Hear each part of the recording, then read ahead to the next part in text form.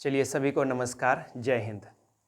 एकदम बिहारी मतलब सरकारी, सरकारी कॉलेज में पढ़ेंगे, सरकारी नौकरी लेंगे, हमारा लक्ष्य यही है। देखो, लगातार बता रहे हैं कि 12th के बाद तुमको करना क्या है। तो जो भी बच्चा 12th का एग्ज़ाम दे चुका है या जो देने वाला भी है तो उसको पता होना चाहिए। बराबर कन्फ्यूज़न में रहता है कि हमको क्या करना है, क्या नहीं करना है। तो चलो आज हम 2-3 पॉइंट बताते हैं। एक टर्म है डीएड, एक टर्म है डीएलएड, एक टर्म है बीएड। तीनों में क्या डिफरेंस है, कब कब ये कोर्स किया जाता है, इसके बारे में आज हम डिटेल में चर्चा करेंगे। चलिए शुरू करते हैं। देखो, सबसे पहले अगर डीएड कहता है तो इसका फुल फॉर्म होता है डिप्लोमा इन एजुकेशन। डीएलएड कहता है तो डिप्लोमा इन एलिमेंट्री एजुकेशन, लिख दिए यहाँ पे। और बीएड का मतलब होता है बैचलर ऑफ एजुकेशन। तो जो भी बच्चा 12th पास कर लिया और जिसको पढ़ाने में इंटरेस्ट है, ध्यान से, जैसे हमको पढ़ाने में इंटरेस्ट है, तो तुमको क्या ये सब कोर्स करना पड़ेगा।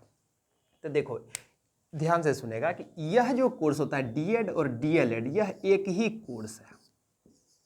कहेगा सर हम नहीं समझे। देखो क्या नहीं समझा, क्लास 1 से 5 तक, ध्यान से सुनेगा, क्लास 1 से 5 तक मतलब जिसको छोटा छोटा बच्चा को अगर तुमको पढ़ाना है तो तुम 12th पास कर जाओ। साइंस से, आर्ट से, कॉमर्स से, किसी भी स्ट्रीम से पास करने के बाद तुमको डीएड या डीएलएड करना पड़ेगा।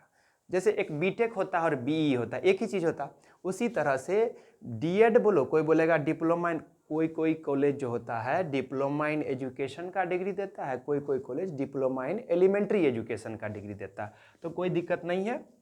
अगर जो बच्चा, लड़का या लड़की कोई भी, अगर 12th पास करने के बाद अगर टीचर बनना चाहता है क्लास 1 से 5 तक के लिए, तो उसको क्या करना पड़ेगा, डीएड या डीएलएड का कोर्स करना पड़ेगा। हमको लगता है बात समझ गया। बहुत सारा सरकारी और प्राइवेट, हमारा मकसद रहेगा कि डीएलएड का हर साल बिहार सरकार एग्ज़ाम निकालता है, तुम एग्ज़ाम दो, एग्ज़ाम के बाद क्वालिफाई करो। बहुत बच्चा क्वालिफाई करता है तो सरकारी में पढ़ेगा तो पैसा नहीं लगेगा। अगर प्राइवेट में ये दोनों कोर्स करता है, ये दोनों कोर्स करता है, तो हमको लगता है कि बहुत सारा 1.5 से 2 लाख रुपया लग जाएगा।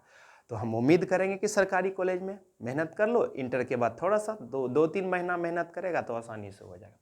अब आ जाते हैं बीएड के बारे में। बीएड का मतलब होता है बैचलर इन एजुकेशन। अब अगर तुम ध्यान से सुनेगा, अगर 6 to 8 अगर मान लो कि तुम 6 to 8 चाहता है कि क्लास 6 to 8 या फिर 9th 10th या फिर 11th और 12th, इसका टीचर बनना अगर तुम चाहता है। देखो स्कूलिंग होता है ना क्लास 1 से, तो क्लास 1 से 5 तक के लिए तुमको क्या चाहिए, ये दोनों कोर्स में से कोई भी एक ही चीज़ है, दोनों कर लो। अब 6 to ये हायर कोर्स करना है तो तुमको क्या करना पड़ेगा, बीएड का कोर्स करना पड़ेगा। अब ध्यान दो, बीएड का कोर्स करने के लिए तुमको पहले ग्रेजुएशन करना पड़ेगा।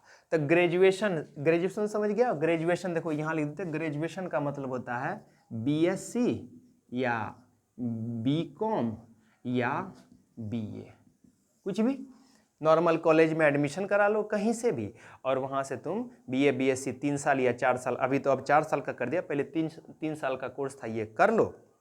ये नॉर्मल करने के बाद या फिर तुम बीटेक भी कर सकता है, तुम मेडिकल में एमबीबीएस भी, किसी भी एक्सट्रीम से तुमको ग्रेजुएट होना पड़ेगा। ग्रेजुएट होने के बाद तुम जब हो जाएगा, इसके बाद बीएड का कोर्स, बहुत सारा कॉलेज है जहाँ पे डीएड कॉलेज होता है वहीं पे बीएड भी, तो वहाँ से तुम क्या करेगा, बैचलर ऑफ एजुकेशन। जैसे हम बीएड किए हुए हैं, हम बीटेक किए, बीटेक करने के बाद हम क्या कर लिए, बीएड कर लिए। लोग बीएससी करके करता है, तो हम टीचर बनना था तो हमको ये वाला।